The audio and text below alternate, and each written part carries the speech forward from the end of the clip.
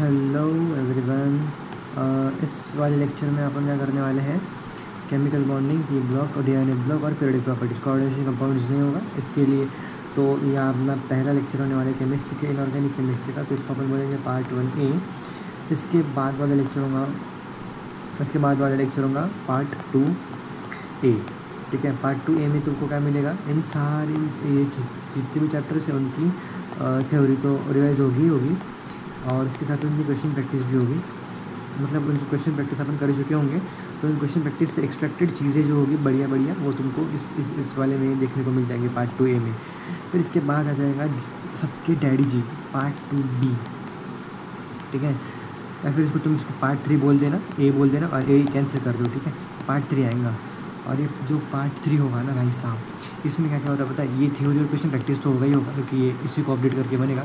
Theory और question practice तो होगा, साथ में अपन 20 मॉक टेस्ट देने वाले हैं और उन 20 मॉक्स के बेसिस पर जो अपन कंटेंट एक्सट्रैक्ट करेंगे ना, वो होगा हमारा पार्ट 3 में होगा। और इसको यहाँ पर को नीट के पहले एक दिन पहले रिवाइज करने का मटेरियल ये पार्ट 3 होगा।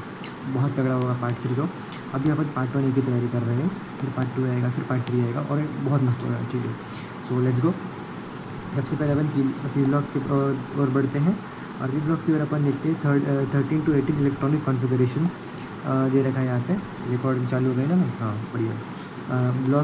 ब्लॉक तो जो हमारा एस ब्लॉक है, उस एस ब्लॉक में लास्ट इलेक्ट्रॉन इन में आ जाएगा NS1 to 2 और इनर्ट यहाँ पे N-1 D 1 to 10 NS2 D block है, N-1 D 1 to 10 और NS2। यहाँ पे NS2 और NP 1 to 6 है। पी ब्लॉक्स के मेटल्स नॉन मेटल्स और मेटलाइट्स यहाँ पे तीनों होने वाले हैं। ऑब्वियसली सॉलिड लिक्विड गैस तीनों फॉर्म में मिलता है और पेयर गैस यहाँ पे ऑब्जर्व होने को मिलता है। सारे जो होते हैं ना नॉर्मल गैसेस, वो सारे normal gases all normal gases belong to P block. तो ये क्वेश्चन गलत है, सॉरी ये इसका आंसर फॉल्स है। जो हीलियम है वो पी ब्लॉक से बिलोंग नहीं करती, पर वो नोबल गैस तो है। वो एस में एस ब्लॉक से बिलोंग करती है और वो नोबल गैस है। ठीक है, बजा संगीत ऐसे सब तबाए नाचने, अभी किसका है, मेटलाइट्स का नेमोनिक है। बजा संगीत है सब तबाए नाचने, ये मेटलाइट्स का नेमोनिक है। बजा मतलब बोरॉन, संगीत मतलब सिलिकन, गीत जर्मेनियम, एंटीमोनी नहीं, संगीत ऐसे मतलब एस्टिटीन, एंटीमोनी, तब टेलुरियम, एस्टिटीन ऐसे। ठीक है, ये उसमें दे रखा है। जो मेटलाइट्स के ऊपर वाले होने वाले वो कौन से होते हैं तुम्हारे, वो एसिडिक नेचर वाले होते हैं। ठीक है, और ये कौन होने वाला है फिर, ये एसिडिक नेचर वाले मेटल्स से नॉन मेटल्स एसिडिक नेचर वाले नॉन मेटल्स होने वाले हैं। और नीचे वाले बेसिक नेचर वाले मेटल्स होने वाले हैं। और बेसिक नेचर वाले मेटल्स तो हो गए यहाँ पे, बट एक्सेप्शन है यहाँ पे ये एल वाला, क्योंकि एम्फोटेरिक है। ठीक है, इसके बाद अपन एटॉमिक साइज पे तुमको सर्टेन का बैंगन आलू गाजर थैला था ना, तो उसका उल्टा कर देना, तुमको बैंगन गाजर आलू इन थैला कर देने का बस। एटॉमिक साइज का पूरे तुम्हारे पी ब्लॉक में तो one and only one exception है, तो ग्रुप वाइज में अगर बात करूँ तो, और वह है बैंगन आलू गाजर इन थैला की जगह बैंगन गाजर आलू इन थैला कर देना चाहिए बस, और कुछ नहीं। और इसका रीज़न अगर कोई पूछे तो शील्डिंग इफेक्ट की वजह से रीज़न होता है। एक्चुअल में जिंक आ जाता है ना, जिंक की शील्डिंग, इलेक्ट्रॉन की शील्डिंग इफेक्ट की वजह से रहता है। और क्योंकि जर्मेनियम में होता है, गैस और गैलियम में होता है। एक्चुअल में जो गैलियम का एल्यूमिनियम का साइज से कोई लेना देना नहीं होता इसका।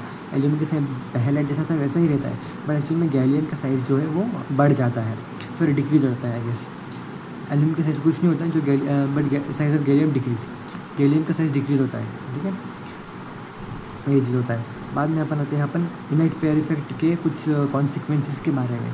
अब इनर्ट पेयर इफेक्ट जो होता है वो तो आगे बताऊंगे, बट उससे एक कॉन्सिक्वेंस क्या होता है, उसका कॉन्सिक्वेंस होता है कि जो एक चीज़ तुम रट लो दिमाग में डाल के, बैंगन आलू गाजर इन थैला, ये लिखा ना तुमने, इनमें +3 डाल दो। अब +3 हायर ऑक्सीडेशन स्टेट है। ठीक है, मतलब गैलियम के रिस्पेक्ट पे तो हायर ऑक्सीडेशन स्टेट ही है, क्योंकि भाई +3 वाले जो ये बोरॉन 13 ग्रुप से बिलोंग करता है। और मैंने इसका जो नेमोनिक कैसे बताया था ना 3 है ना, तो फिर उसका मैक्सिमम ऑक्सीडेशन नंबर हो सकता है। जिस ग्रुप से वो बिलोंग करेगा उस ग्रुप का जो यूनिट प्लेस होगा ना, ठीक है ना, अपन बोलते ना यूनिट स्टैंड्स 100 है ना, 1000 10,000 लाख 10 लाख, तो जो यूनिट प्लेस होगा ना वो उसका डायरेक्टली ग्रुप नंबर, मतलब वो उसका हाईएस्ट ऑक्सीडेशन स्टेट होगा। और तुमको लोएस्ट ऑक्सीडेशन स्टेट करना है ना, तो 3 में से 2 माइनस कर देना। हाँ बिल्कुल सही सुना, 2 माइनस कर देना, तो उसको एक आ जाएगा, एक उसको लोएस्ट ऑक्सीडेशन स्टेट है। वैसे अगर ग्रुप 15 का एलिमेंट है तो उसका लोएस्ट ऑक्सीडेशन स्टेट 5 हो गया, राइट। और तुमका लोएस्ट ऑक्सीडेशन स्टेट के लिए 2 माइनस कर देना और वो मिल जाएगा तुमको फिर 3, उसका लोएस्ट ऑक्सीडेशन स्टेट 3 हो गया। सो इस प्रकार से बैंगन, आलू, गाजर इन थैला, ठीक है, ये था इनकी सबकी +3, सबकी +3 मैंने सबकी ठीक है लिख दिया, सबकी प्लस ऑक्सीडेशन स्टेट अपन कैसे करते जाते हैं। और होगा क्या कि ऐसे करते जाना बस, ठीक है, ये याद देना है तुमको। मतलब कि जो तुम्हारी हायर ऑक्सीडेशन स्टेट है, मतलब +3 जो हायर ऑक्सीडेशन स्टेट है वो डाउन द ग्रुप में डिक्रीज़ होती, उसकी स्टेबिलिटी डिक्रीज़ होती जा रही है। डाउन द ग्रुप उसकी स्टेबिलिटी क्या हो रही है, डिक्रीज़ होती जा रही है। मतलब कि the stability of higher oxidation state decreases down the group. और इसका उल्टा भी होता है, बैंगन, आलू, गाजर में +1 होता जो कि उसकी लोएस्ट ऑक्सीडेशन स्टेट है, और कैसे मैंने तुमको बताया -2 करके। तो इसकी स्टेबिलिटी ऐसी हो जाएंगी, ऐसी आलू, गाजर इन थैला ऐसी हो जाएंगी, बैंगन, आलू, गाजर इन थैला, इस प्रकार से। So stability of lower oxidation state increases down the group. अब ये जो तब था जब एक ही ग्रुप में तुम 2 अलग अलग oxidation state, it is higher and lower oxidation state, उस ग्रुप के रिस्पेक्ट में जब कंपेयर कर रहे थे, ठीक है, तो तब की बात है। बट क्या हो अगर मैं एक ही एलिमेंट के लिए 2 ऑक्सीडेशन स्टेट ले लूँ, दैट इज़ +1 और +3, तो इस केस में हायर ऑक्सीडेशन स्टेट ज़्यादा स्टेबल होती है, ठीक है। बट ये तभी तक होता है, ये तब तक होता है जब तक नॉर्मल जब तक इनर्ट पेयर इफेक्ट लगता है, ठीक है। और तुम्हारा ये जो समझो कोई भी एलिमेंट, नेपाल, पाकिस्तान, ऑस्ट्रेलिया सब भी, ठीक है, तो इसमें यही होगा, इसमें भी यही होंगे, इसमें भी होंगे, इसमें यहाँ पर पलट जाएगा, यहाँ पे लोअर वाला स्टेबल होगा। देखो सब में नोटिस करो तुम, देखो लोअर वाला स्टेबल है, लोअर वाला। अब ये तो भैया एक्चुअल में मेरे को ये बात बताओ, ये 4 हो या 6 हो, दोनों ही एक्चुअल में हायर है, तो तुम किसको लोअर बोलोगे। एक्चुअल में 4 भी, अगर तुम 4 को लोअर बोलते हो, भाई 4 भी तो हायर है ना, तो टेलुरियम जो है वो थोड़ा सा बेवफाई कर देता है और +2 में खुश रहता है, कौन हमारा टेलुरियम। इस प्रकार से तो मैंने तुमको इनर्ट पेयर इफेक्ट के कॉन्सिक्वेंसेस बता दिए। अब इसमें से बहुत सारे सवाल आते हैं, तुम दोनों को कर लोगे, ठीक है। यहाँ पे देखो वही सीक्वेंस था, यहाँ पे वही सीक्वेंस था। फर्स्ट बाद में आते हैं अपन ऑक्सीडेशन स्टेट के ऊपर। Oxidation state basically chemical reactivity के बारे में बताता है। वो कैसे, क्योंकि जितना ज़्यादा ऑक्सीडेशन स्टेट होगा उतना तुम्हारा एसिडिक कैरेक्टर उस कंपाउंड का देखने को मिलेगा। वैसे तो इसमें मैंने सब कुछ बता दिया, डी ब्लॉक किल है ना, तो ऑलमोस्ट मैंने बता दिया है। बट यहाँ पे एक बार देख लो, ये है कि इनर्ट पेयर इफेक्ट, राइट। तो जो न्यूक्लियस है ना वो इन इलेक्ट्रॉन्स को पुल कर रहा है। देखो ध्यान से, इस तरीके से ये इलेक्ट्रॉन है यहाँ पे, इसको न्यूक्लियस पुल कर रहा है, यह भी इलेक्ट्रॉन है, इसको ये न्यूक्लियस पुल कर रहा है। तो इसकी वजह से होता क्या है कि ये इलेक्ट्रॉन्स है ना पार्टिसिपेट ही नहीं कर पाते, इसलिए इनको इनर्ट इलेक्ट्रॉन्स बोलते हैं।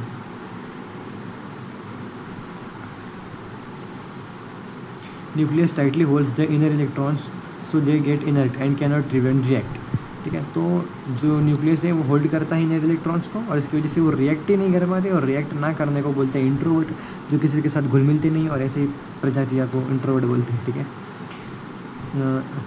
Excitation, no reaction, inert pair effect. बाद में अपन आते हैं इलेक्ट्रोनेगेटिविटी के ऊपर। तो इलेक्ट्रोनेगेटिविटी होती है टेंडेंसी टू अट्रैक्ट इलेक्ट्रॉन, और वो होने वाली है electronegative direct inversely proportional to size, directly proportional to size effective होती है। तो इलेक्ट्रोनेगेटिविटी की सबसे पहले तुम्हें 2 ऑर्डर जो याद रहनी चाहिए, वो है कौन सी की स्नेलिस वाला। एक और होता है जो मैं बाद में बताऊँगा, जब समय आएगा तब बताऊँगा, शायद वो रूल 15 का ही होता है। रूल 15 नेपाल, पाकिस्तान, ऑस्ट्रेलिया सब बेकार है ना, तो नहीं ये नहीं बता। देखो होता है उस टाइप से टिपो है ना, तो पोटी हो जाता है, उधर पॉटी कर देते तो इसमें होता है। जब बाद में आएगा भाई तब अपन बता देंगे तुमको, ठीक है। अभी इसके फिलहाल तुमको इलेक्ट्रोनेगेटिविटी कितना समझो। अब मैं और तुमको एक बात की, इलेक्ट्रोनेगेटिविटी तुमको याद नहीं है। देखो कि मेरे को ये दोनों तो याद आ रहे हैं 13 और 14 वाले के। 13 वाला तो ऐसा था कि डायरेक्टली पूरा उल्टा था, बैंगन आलू गाजर चलेगा, मतलब उसने क्या कर दिया, बैंगन को सबसे हाईएस्ट कर दिया और गाजर आलू ही चला पूरा कर दिया, बैंगन आलू गाजर इन चला, ऐसा डायरेक्टली, मतलब ठीक है। इस तरीके से तुम इसका मेरे को ये अच्छे से याद है, बोरॉन को सबसे हाईएस्ट करते थे तुम, फिर बाद में पूरी सीरीज़ को कैजुअली इस ऑर्डर में लिख देते हो, ठीक है। फिर बाद में तुम्हारा कौन सी एडस निकल गया वाला, एक्चुअली में ये भी इक्वल होता है बहुत जगह पे मैंने नहीं, ये ऐसा होता है, ठीक है। मतलब कार्बन, सिलिकॉन, जर्मेनियम पहले ऐसा कर देगा, फिर ऐसा कर देगा, बीच में 2 बार ऐसा कर देगा, बस ये है। और बस यहाँ पे इतना तो यही क्या होता है। पर आते बाद में बॉइलिंग पॉइंट में तो सम इम्पोर्टेंट प्रॉपर्टीज़ हैं, some important properties #211 CNOF consider only second period to 50 period. जो यहाँ पे है सेकेंड पीरियड से 50 पीरियड वाला तुमको कंसिडर करना है, मतलब नेपाल, पाकिस्तान, ऑस्ट्रेलिया सब बेकार, तो ये वाला कंसिडर नहीं करना है भाई, ये वाला कंसिडर नहीं करना है। तो तुम क्या करोगे, तो 211 नेमोनिक है और 112 नेमोनिक है, राइट। सो दोनों प्रकार के नेमोनिक है ना। तुम ये करोगे भाई साहब कि जो ये है वो 4 के लिए ही बेसिस है, मतलब कि जो नाइट्रोजन है ना वो जनरली मेल्टिंग पॉइंट और boiling point down the group क्या होते हैं, वो इंक्रीज होते जाते हैं, राइट। सो सर्टनली अगर मैंने CNOF, तो ये इसके लिए तो है भी नहीं, ये NOF फैमिली के लिए सिर्फ और सिर्फ यानी कि इन हाइड्राइड्स के लिए ही है। तो तुम N को ले लो, नेपाल, पाकिस्तान, ऑस्ट्रेलिया सब। ये B आ गया तो B को नहीं लेने का है, B को वो तो हाईएस्ट होगा ही भाई, ठीक है, इसमें कोई संशय नहीं है, बट वो लेने का ही नहीं है। अब मेरे को बताओ, मैंने तुमको ये बोला कि हाइड्रोजन बॉन्डिंग की वजह से जो नाइट्रोजन है ना वो 2 नंबर पे आ जाएगा, 2 नंबर का हाईएस्ट आ जाएगा, मतलब 1 नंबर का हाईएस्ट कौन होगा, अपना SB होगा, 1 नंबर का हाईएस्ट तो SB होगा ही। उसके बाद हमारा NH3 आ जाएगा, मतलब SBH3, NH3, ASH3 और इसके बाद तुम्हारा PH3। इस टाइप से जो ऑर्डर है वो होगा, मतलब कि सबसे सेकेंड हाईएस्ट हो जाएगा। अब जब ये पूरे 5 की चेन हो जाती है, मतलब कि तुम इसको भी ले लेते इन चांस बाई चांस, अगर तुम BI को भी ले लेते तो क्या ही ऑर्डर लगाते भाई तुम, मतलब ठीक है, बहुत ही हद तक बुरी तरीके से। और बॉइलिंग पॉइंट मतलब मॉलिक्यूलर मास जितना ज़्यादा उतना ज़्यादा बॉइलिंग पॉइंट और मेल्टिंग पॉइंट होता है, एटॉमिक साइज के डायरेक्टली प्रोपोर्शनल होता है। और ये है अब तुम्हारा एक्सेप्शन एटॉमिक साइज का, बैंगन, आलू, गाजर, इनथेला इसमें दिक्कत क्या है, entire fucking setting group exception to block, इसमें दिक्कत क्या है भाई, बैंगन, आलू, गाजर, इनथेला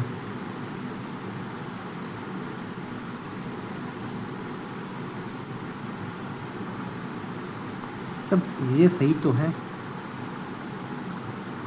ओके अच्छा, ओ शिट भाई, थैलियन सबसे हाईएस्ट होता है, मैं भी कैसे बात कर रहा हूँ, entirely opposite of original trend है। एटॉमिक साइज मैंने देखा नहीं क्या यार फिर वहाँ पे,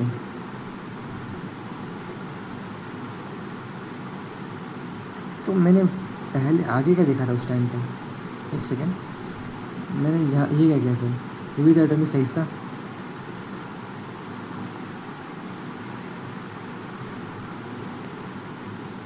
यहाँ पे चला गया,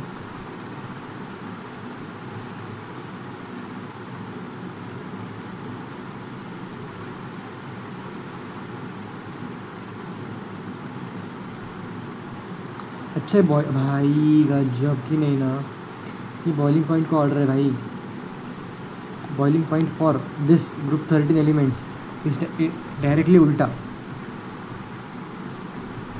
फक्ड अप यार।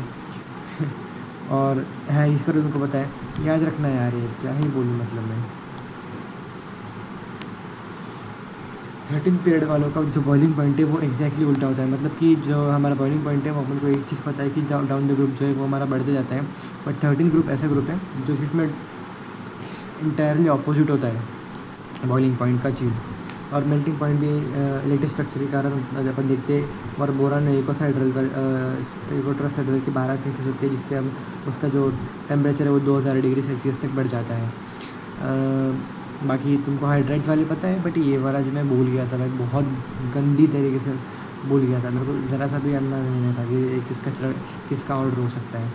उसके बाद मैं सम इम्पोर्टेंट प्रॉपर्टीज़ के बारे में अपन चर्चा करते हैं, ठीक है।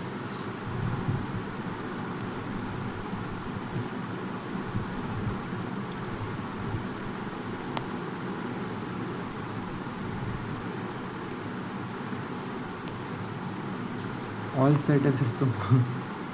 एक्चुअल में यहाँ पे ना एक आइकन है जो रिकॉर्डिंग को बार बार पॉज करवा रहा है।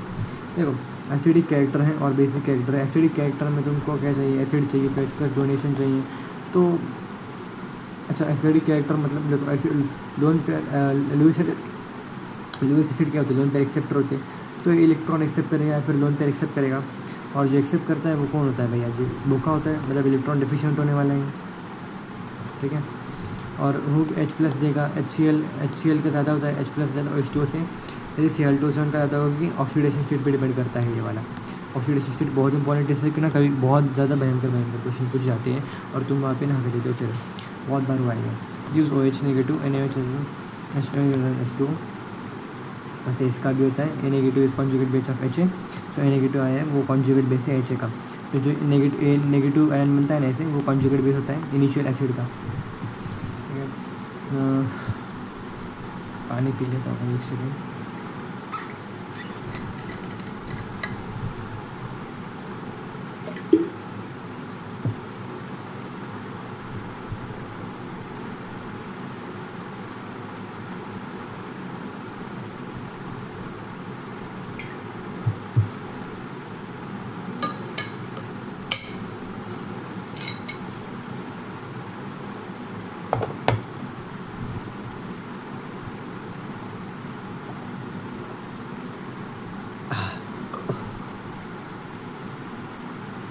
चलो तो चलते हैं वापस से अपने जर्नी पर।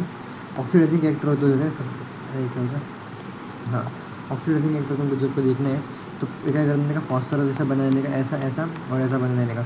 एक्चुअल में ये जो स्ट्रक्चर है ना, ये एक ऐसा ये खुला होना चाहिए, और ये OH बॉन्ड और ये जनरल स्ट्रक्चर है उसका। जो रेड्यूसिंग कैरेक्टर है वो TH बॉन्ड से पता चलता है, और ये सबसे ज़्यादा होता है H3PO, BO3 या फिर BO4 आई गेस। H2 होता है, एंड में 2 होता है, ठीक है, मेरे को इतना है। हाँ देखो बोला ना 2 होता है। ये H3PO4 होता है फॉस्फोरिक एसिड, H3PO3 होता है फॉस्फोनिक एसिड, और फॉस्फिनिक एसिड होता है। शाबाश आ गया। इसको हाइपोफॉस्फोरस बोलते हैं, इसको फॉस्फोरस बोलते हैं, H3PO3 को फॉस्फोरस बोलते हैं, ठीक है। और इसका ज़्यादा इसको फॉस्फेरिक बोलते हैं। इसको फॉस्फेरिक तो मेरे को जनरली याद ही पड़ जाता है, फॉस्फेरिक ऐसा कुछ टर्म करके हैं। ये फॉस्फेनिक होता है, फॉस्फोरस होता है, ये फॉस्फेरिक। और यहाँ पे 2 pH बॉन्ड होता है इसमें H3PO2 में। बहुत इंपॉर्टेंट सवाल है, एक बार टेस्ट में आया भी था, और ये तो आते ही रहते हैं। फॉस्फोरिक में 2 OH होते हैं, और फॉस्फोरस में जो कि बहुत पॉपुलर है उसमें 1 H, 1 और 2 OH होते हैं, इसमें 3 OH होते हैं। ये तो जनरल स्ट्रक्चर है, इतना हर एक में, बिकॉज वो हर एक में होता है, इतना पाया जाता है हर एक में। और प्रोटेक्सिटी में ये O का H कंसिडर करते हैं, जितने ज़्यादा O का H उतना ज़्यादा उसकी प्रोटेक्सिटी और acidity. Top to bottom acidic strength P block के हाइड्रेट्स में इंक्रीज़ होती है, पर top to bottom acidic strength P block के ऑक्साइड्स में डिक्रीज़ होती है। बहुत खतरनाक, बहुत अति डेंजरस, खतरनाक, और जो लगाना है भाई तुम लगा लो इसके आगे। पर टॉप टू बॉटम जो एसिडिक स्ट्रेंथ जो है इंक्रीज़ होने वाली है P ब्लॉक के हाइड्रेट्स में, और डिक्रीज़ होती है P ब्लॉक के ऑक्साइड्स में।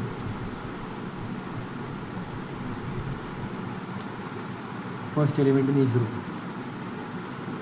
बोरॉन की बात करते हैं तो सबसे पहले ना तुमको BOH लगाना है, बॉब लगाना है, बॉब इस तरीके से बॉब और बीच में भी बॉब, और बाद में OH और ठीक है।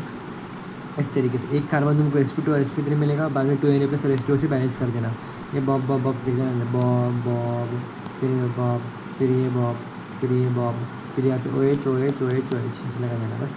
और तो बोलिक एसिड H3BO3, इसमें तुमको साइड मिलेगा, बीच में O मिलेगा, ऐसा OH, ऐसे OH, ऐसे OH, ऐसे होता है ना, देखो OH H3BO3 planar sheet like structure होता है इसका। बहुत इंपॉर्टेंट सवाल, प्लेनर शीट लाइक स्ट्रक्चर। डाइबोरिन और H2BO6 इसमें कैसे होता है मेरे को याद करने तो पहले, बनाना बॉन्ड तो मिलेगा ऐसे इस तरीके से मिलेगा।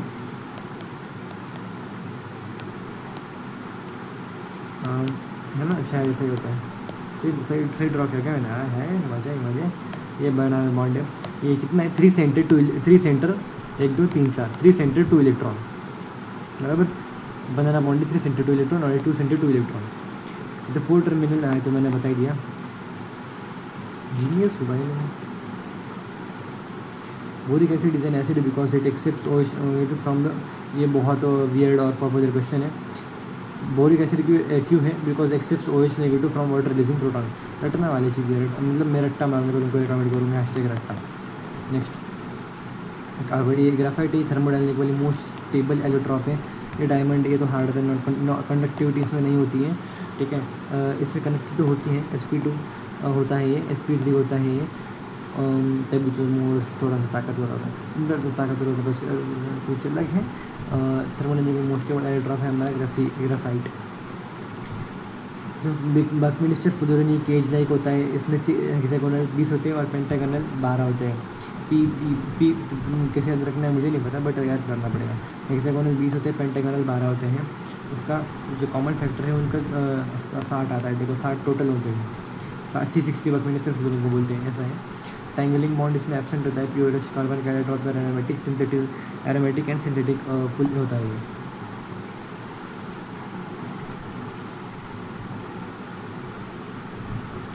प्योरेस्ट कार्बन का एरोट्रॉप टैंगलिंग बॉन्ड का एब्सेंट होगा। मेन मतलब भी प्योरेस्ट कार्बन का एरोट्रॉप है और ये भी है। उसके बाद अपन आगे जा सकते हैं। और ये जो कोक है वो रिड्यूसिंग एजेंट की तरह काम करता है।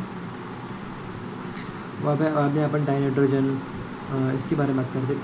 2-1-2-1 और 1-2-1 होता है इसमें निमोनिक, और ये इक्वल भी जाए मतलब है इक्वल है। तो बस उसके हिसाब से तो मुझे पता लगाना है कि जिसका सबसे ज़्यादा BMO होगा, ऑल BMO होने चाहिए, या फिर जो ABMO है वो ABM कैंसिल करने चाहिए। सो ये वाले ज़्यादा स्टेबल होने वाले हैं, ठीक है। और जो है नैनो कार H2SO4 NH2SO4 और HNO3 बनता है। Nano car NaNO3 plus H2SO4 की जगह HSO4 प्लस HNO3, और ये ऑक्सीडाइजिंग एजेंट की तरह काम करेगा, क्योंकि तुमको पता है भैया बैरियर मथाइड BAN से अल्ट्राइड D3N2।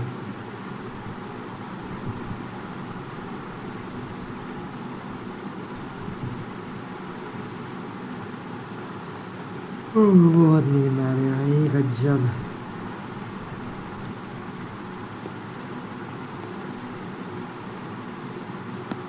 I try doing this as soon as possible. देखो नाइट्रोजन एंड इस कंपाउंड में NH3 होता है, सबसे पहले हैबिस प्रोसेस से बनता है, एमुलेट होता है और केमिकलिस्ट एक्टिविटी को इंक्रीज करता है। उसके बाद तुम्हारा आता है what is the formula to N2 होता है।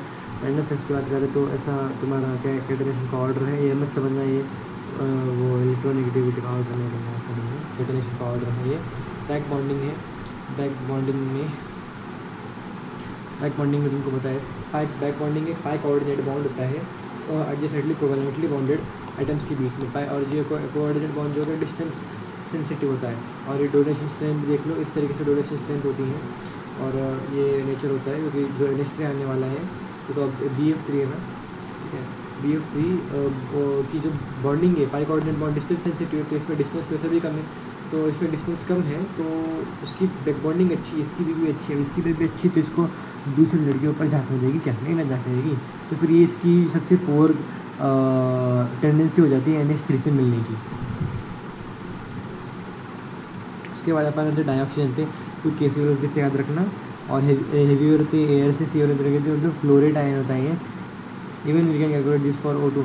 अच्छा एक बहुत इंपॉर्टेंट बात, तुमको अगर किसी O2 वाले का निकालना होगा तो O वाले का निकाल देना, और वही जो कैरेक्टरिस्टिक्स पैरामैग्नेटिक डायमैग्नेटिक क्या जाएंगे O2 के लिए वही कैसे होगा O के लिए। N2H में P2 2 बिकॉज ये पाई पाई होती है, और बाद में ये बड़े लोगों में ये बॉन्डिंग वीक हो जाती है। मतलब बड़े लोगों मतलब बड़े रेडियस के लोगों में जो पाई बॉन्डिंग है वो डिस्टेंस सेंसिटिव होने के कारण वीक हो जाती है। ब्लू कलर की गैस होती है O3। Bond decision energy thermal stability है, और thermal stability OH2P2 NSO overlapping, तो वो बहुत ज़्यादा हो जाएगा 2P NSO overlapping OH।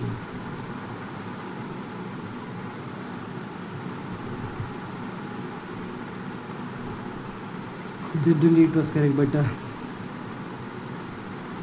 Chlorine और प्रोसेस क्लोरीन जो I नेगेटिव है, देखो CO2 प्लस को किस में कन्वर्ट करेंगे, मैं हाथ रख रहा हूँ यहाँ पे, मेरे को दिखना नहीं चाहिए कुछ भी ऐसा। देखो अब बात है अपन Cu2 प्लस को कन्वर्ट करेंगे Cu प्लस में, Bi5 प्लस को Bi3 प्लस में, या फिर Bi2 प्लस में करेगा शायद, Bi3 प्लस में करता है, ठीक है। और Pb4 प्लस को 3 प्लस में, 3 प्लस को 1 प्लस में, 3 प्लस को 2 प्लस में, 2 प्लस में और 1 प्लस में, चेंज में कन्फ्यूज हो गया था मैं। Tl प्लस 3 को Tl प्लस में करता है, F प्लस 3 को F प्लस 2 में करता है।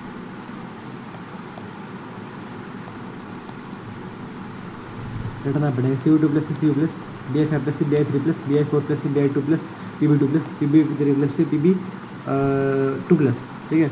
और Tl3 प्लस से Tl प्लस। आइए सबको अपनी फेवरेट ऑक्सीडेशन में पूछा देते हैं। सारे के सारे ना जो हाइड्रोजन से ना ऑक्सीडाइजिंग एजेंट होगी, ठीक है, बहुत इंपॉर्टेंट स्टेटमेंट है। बट जो I नेगेटिव रिड्यूसिंग एजेंट है अच्छा खासा। Hypochlorous acid, chlorous acid, chloric acid, perchloric acid, chlorine chlorine, ये वो होते सारे के सारे ऑड होते हैं, odd more reactive than halogen F2। ये भी याद रख लेना, ठीक है। बॉन्ड डिसोसिएशन एंथैल्पी के बारे में है, CbAFI जो भी कर लेना यार। फ्लोरीन की ना इतनी कम होती है कि डिसोसिएशन एनर्जी, वो क्लोरीन और ब्रोमीन से कम होती है क्योंकि उसमें छोटा साइज होता है ना।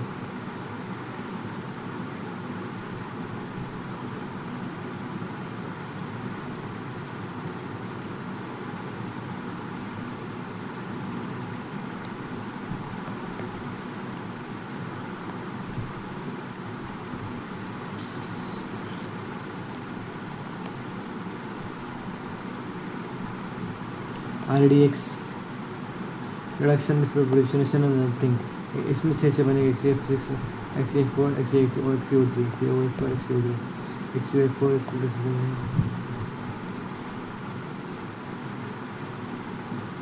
एक्चुअली में इसमें ऐसा है, जब तुम XCF4 काउंट कर रहे हो, लेट सपोज तो कुछ काउंट कर रहे हो, ओनली F इसका काउंट कर रहे हो ना, तो 8 प्लस अभी F का काउंट करना है सिर्फ 4/2, और जब तुम सिग्मा काउंट करोगे तो तुमको 5 काउंट करना पड़ेगा, राइट।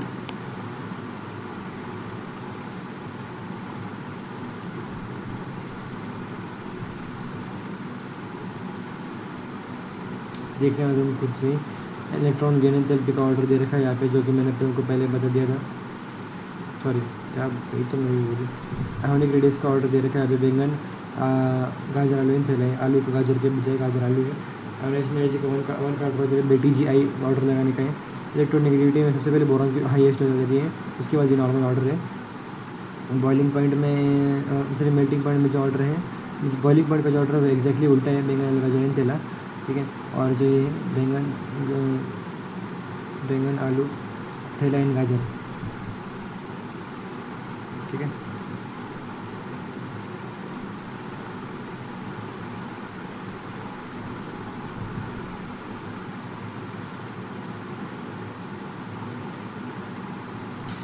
बैंगन, आलू, गाजर याद कर लेना पड़ेगा। बैंगन, आलू, गाजर इन थैला, बैंगन, आलू, थैला इन गाजर। बैटिंग BATING,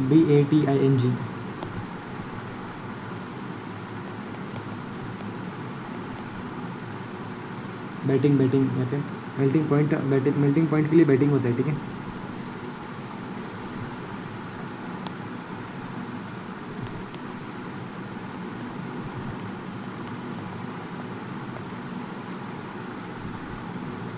मेल्टिंग पॉइंट के लिए बैटिंग होता है, और बॉइलिंग पॉइंट के लिए एग्जैक्टली उल्टा होता है। इतना याद रख लेना, बाकी के लिए अपन बाद में पढ़ेंगे।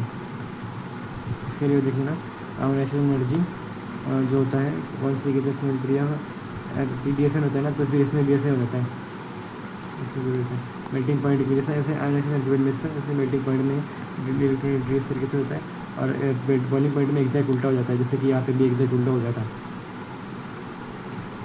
ठीक है।